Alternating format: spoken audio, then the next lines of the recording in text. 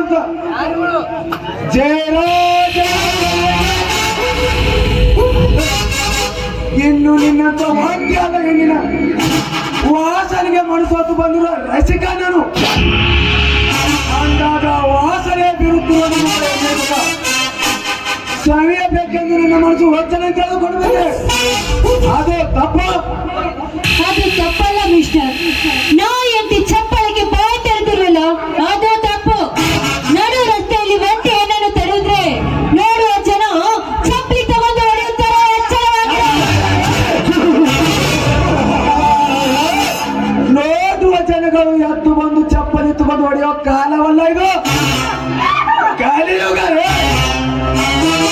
ಈ ಕಲಿಯುಗದಲ್ಲಿ ಕಂಡವರು ಕಾಣದ ಹಾಗೆ ನಟಿಸುವ ನರಸತ್ತ ನಾಮರ್ದಗಳ ಕಾರಣದಾಗ ಎಚ್ಚರದ ಮಾತುಗಳಿಂದ ಎದರಿ ಹೋಗಲೆಂದು ತಿಳ್ಕೊಂಡೆ. ನನ್ನ ಮೈಯಲ್ಲಿ ಉರಿಯುತ್ತಿರುವ ಪ್ರೇಮದ ವಿರಹತೆಗೆ ಮತ್ತಷ್ಟು ಕಿತ್ತುಹಾಕಬೇಡ.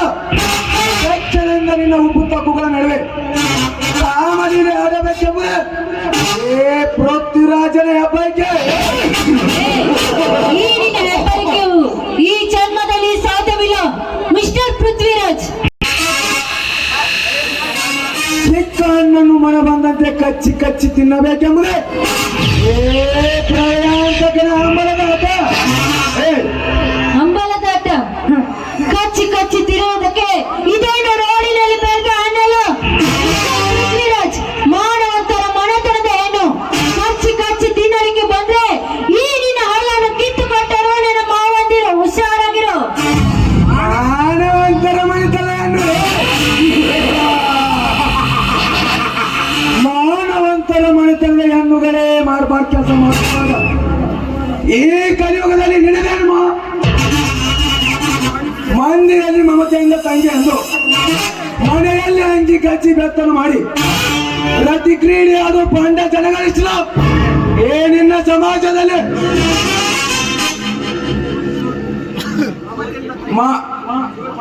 ಶೋಕಿ ಮಾಡುವ ಆಶೆಗಾಗಿ ತುಟ್ಟಿದ್ದವನು ಬೆನ್ನ ಹತ್ತಿ ದಡ್ಡತನದಿಂದ ತನ್ನ ಶೀಲವನ್ನೇ ಮಾರಿಕೊಳ್ಳುವ ಪಂಡ ರಂಗೇಶ್ಲ ನಿನ್ನ ಸಮಾಜದಲ್ಲಿ ಅಷ್ಟೇ ಬಂಗಾರದಂತ ಹೆಂಡತಿ ಮನೆಯಲ್ಲಿದ್ದರು ಬಣ್ಣದ ಹೆಣ್ಣಿಗೆ ಮರುವಾಗಿ ತನ್ನ ಸರ್ವ ಆಸ್ತಿಯನ್ನು ಬರೆದು ಮಾರಿಕೊಂಡು ಬರುವ ಪಾಂಡ ಗಾಂಡ ನಿಷ್ಠ ನಿನ್ನ ಆರು ಸಮಾಜದಲ್ಲಿ ಸಾಕಾಯನ್ನು ಬೇಕು. ಈ ನಿನ್ನ ಮಾನವಂತರ ಮನೆತನ ಇತಿಹಾಸ. ಪಾಪಿ, ಈ ನಿನ್ನ ವಿಕಾರ ಮನಸ್ಸಿನ ಹೊಲಸು ಬಾಯಲ್ಲಿ ಮಾತನಾಡುತ್ತೀಯಲ್ಲ, ಅದನ್ನು ಕೇಳಿ ನನ್ನ ಮನಸ್ಸನ್ನು ಗಲೀಜು ಮಾಡ್ಕೊಳ್ಳಾರೆ. ನೋಡಿ, ಇವಳು ಸಿಕ್ಕವರಿಗೆ ಸರಗು ಆಸೆ ಸೋಳೆಯಲ್ಲ. ನಾನು ಕರಾತೆ ಹೆಣ್ಣು ಇದ್ದೇನೆ.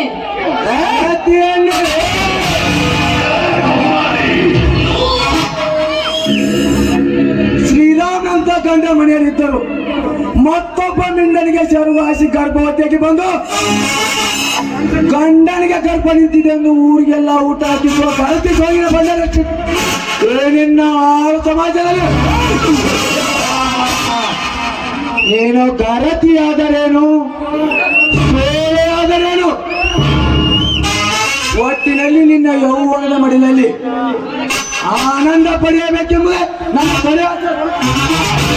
ಮುಟ್ಟಬೇಡ, ಬೇಡ ಸರಿ ಕಿರಾತಕ. ನನ್ನನ್ನು ಮುಟ್ಟಲು ಬಂದಿದ್ದೆ ಆದ್ರೆ ಈ ನಿನ್ನ ಕರ್ಮವನ್ನು ಅಳಿಸಿ ಯಾರನ್ನಾದ್ರೂ ದೇವರು ಕಳಿಸುತ್ತಾನೆ.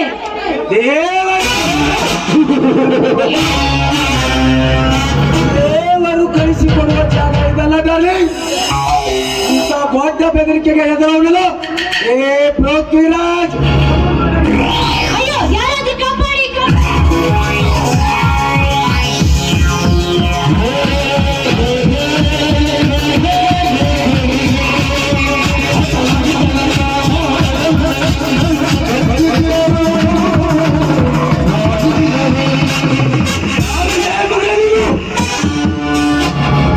ನಿಲ್ಲಿಸು ನಿನ್ನ ದುಶ್ಯಾಸನ ಕೆಲಸವನ್ನು. ಅಂದು ಆ ಮಹಾತ್ಮ ಗಾಂಧಿ ಒಂಟಿಯನ್ನು ಮಧ್ಯರಾತ್ರಿಯಲ್ಲಿ ತಿರುಗಿ ಬಂದರೆ ಸ್ವಾತಂತ್ರ್ಯ ಸಿಕ್ಕಿತು ಎಂದಿದ್ದ ನಿಮ್ಮ ಅಂತ ನಾಡುಗಳು ಬಿಟ್ಟುಕೊಂಡು ಆ ಗಾಂಧಿ ಕಂಡಿನ ಭಾರತ ಕಲ್ಸಲು ನುಚ್ಚು ನೂರು ಮಾಡ್ತಿದ್ದೀರಿ. ನಿಮ್ಮಂತ ಬೊಂಡರು ಸೇರಿಕೊಂಡು ಯಾರೇ ನೀನು? ನಿನ್ನ ಮಾತಿನ ಹಿತ ತತ್ವಗಳನ್ನು ಹಿಂಬಾಲಿಸೋರು ಯಾರು ಇಲ್ಲ ಈ ಕಲಿಯುಗದಲ್ಲಿ. ಅಂದ ಮೇಲೆ ಹೊರಟು ಹೋಗು ಇಲ್ಲಿಂದ. ಇಲ್ಲಾಂದ್ರೆ ಪೃಥ್ವಿರಾಜನ್ನು ಎದುರು ಹಾಕಿಕೊಂಡು ರೊಚ್ಚಿಗೆ ಅವನು ನೋಡಿಯೋದು ಎರಡೋ ಒಂದೇ ರೊಚ್ಚಿಗೆ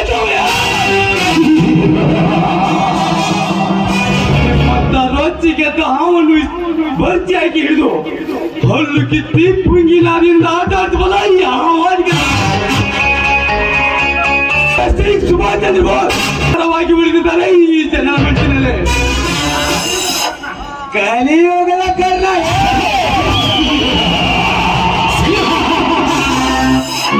ಅಂದು ಮಹಾಭಾರತದಲ್ಲಿ ಕೌರವರನ್ನೇ ಗೆಲ್ಲಿಸಿಕೊಡಲಾಗದ ಕರ್ಣ ಎಂದು ಈ ಪೃಥ್ವಿರಾಜನ ಶರೀರದಲ್ಲಿ ಸಿಲುಕಲು ಸಿದ್ಧನಾಗಿ ಬಂದರೆ ಸುಮ್ಮನೆ ಈ ಪೃಥ್ವಿರಾಜನ ಶರೀರ ಸಿಕ್ಕು ಸಾಯಬೇಡ, ಹೊರಟು ಹೋಗೋ ಇಲ್ಲಿಂದ.